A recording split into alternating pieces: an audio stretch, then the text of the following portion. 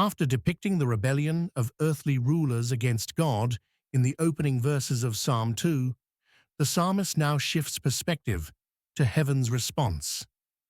He that sitteth in the heavens shall laugh. The Lord shall have them in derision. Then shall he speak unto them in his wrath, and vex them in his sore displeasure. These verses reveal the stark contrast between human rebellion and divine sovereignty. The image of God laughing stands as one of Scripture's most powerful portraits of the Lord's perspective on human arrogance. The psalmist begins with God's position. He that sitteth in the heavens.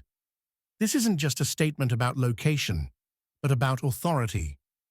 While earthly kings gather to plot rebellion, the true king already occupies the throne that matters. The Hebrew word for sitteth carries connotations of enthronement.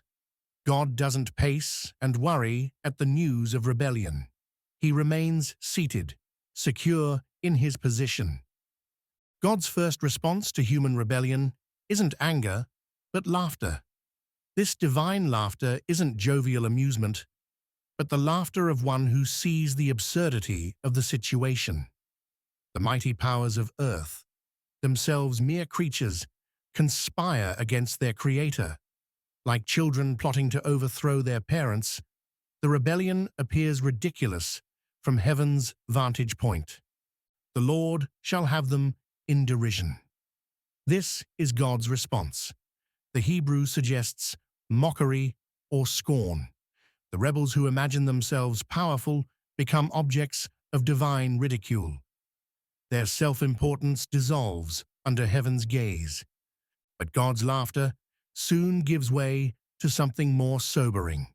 Verse 5 introduces a dramatic shift. Then shall he speak. The silence breaks, and God's response moves from passive observation to active engagement.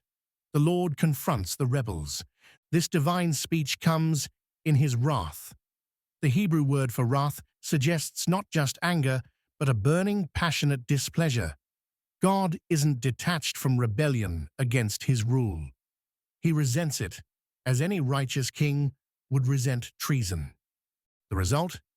God will speak unto them in his wrath. Those who plotted against God will find themselves overwhelmed by his response. Their confidence will evaporate in the face of divine judgment. Early Christians saw these verses fulfilled in history. When earthly powers crucified Jesus, evil appeared victorious, but God had the last laugh. The resurrection of Jesus from the dead showed who held the power. The rulers who condemned Christ have long since turned to dust, while his kingdom continues to expand. These verses offer profound comfort to believers facing opposition. When powerful forces align against God's people, when secular authorities mock the Christian faith, when the culture celebrates values contrary to Scripture, God remains unshaken. The Lord does not wring his hands, wondering how things went wrong. He sits enthroned, still sovereign over all human rebellion. Yet these verses should also sober us. God's patience with rebellion has limits. His laughter will one day give way to judgment. The same God who seems silent in the face of evil will one day speak with devastating clarity in his judgment. This passage reminds us that history's final chapter belongs to God. Human powers rise and fall, but divine authority remains constant. Nations rage, but their rage proves futile against heaven's decree. The Lord who sits in heaven will have the last word.